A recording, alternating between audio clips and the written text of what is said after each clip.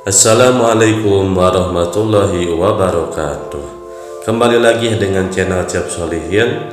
Semoga kita semua ada dalam lindungan dan bimbingan Allah Subhanahu wa Ta'ala. Dengan dikisahkan orang-orang soleh, semoga channel ini menjadi rahmat dan teladan bagi kita semua. Jika berkenan, dengan lapang hati untuk mendukung, subscribe, like, komen, dan jangan lupa share. Perlu dicatat dan dipahami bahwa karomah merupakan suatu pemberian Allah Subhanahu wa Ta'ala kepada hamba-hambanya yang soleh, dan kelebihan tersebut dapat dicapai setelah melalui proses yang amat begitu panjang. Hal itu sebagai buah dari sebuah pelaksanaan ajaran Allah Subhanahu wa Ta'ala dan Rasulnya secara kafah atau secara sempurna, dan itu semua dilakukan secara istiqomah, secara konsekuen, sampai-sampai dikatakan bahwa istiqomah lebih afdal daripada 1000 karomah. Dalam perjalanan hidupnya, Al-Habib Abdur Rahman terkadang mengalami ujian, namun semua itu dihadapi dengan bijak, sabar, dan penuh keikhlasan.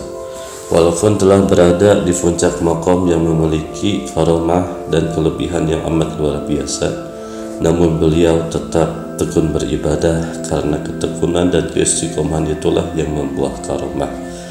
Pada sekitar tahun 1960-an, Sayyidil Walid Al-Habib Abdur Rahman mengalami kebutaan sekitar 5 tahun.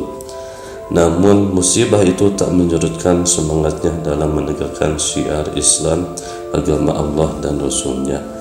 Pada masa-masa itulah ia menciptakan rangkaian syair indah untuk memuji kebesaran Allah Subhanahu wa Ta'ala dalam sebuah tawassul yang kemudian lebih dikenal dengan tawassul Al-Walid Al-Habib Abdur Rahman bin Ahmad As-Sigaf, Ilahi bizahil anbiya'i wal malaikah.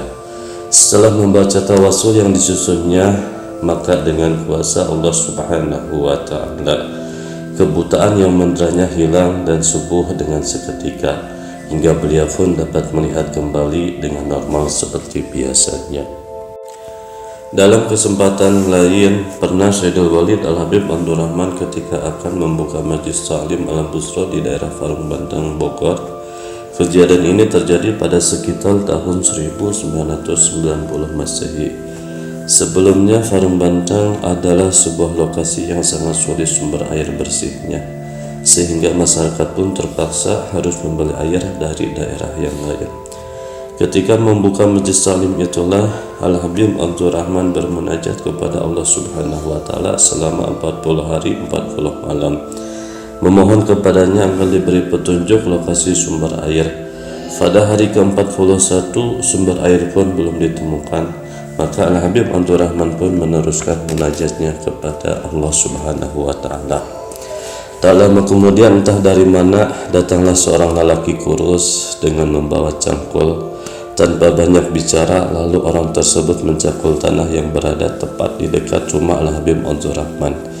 Setelah mencangkul, ia pun berlalu dan tanah bekas cangkulan itu ditinggal serta dibiarkan begitu saja, hingga hal ini membuat bingung Al-Habib Abdur Rahman serta beberapa orang yang melihat kejadian ganjil ini.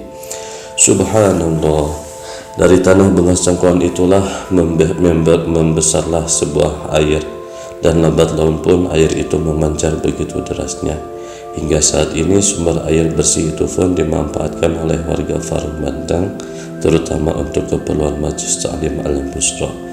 Ketika ditanya oleh beberapa orang yang melihat peristiwa aneh itu, Al-Habib Abdur Rahman menuturkan bahwa lelaki pecangkul itu adalah Sultan Al-Awliya Syekh Abdul Qadir Az-Jilani yang menyamar sebagai orang biasa. Itulah pertolongan Allah Subhanahu wa Ta'ala kepada hamba-hambanya yang selalu istiqomah menegakkan syiar agama Allah dan Rasulnya. Rabbi fanfa'na bi barakatihim wahdinal husna bi hurmatihim wa amitna fi tariqatihim wa mu'afatin minal fitani.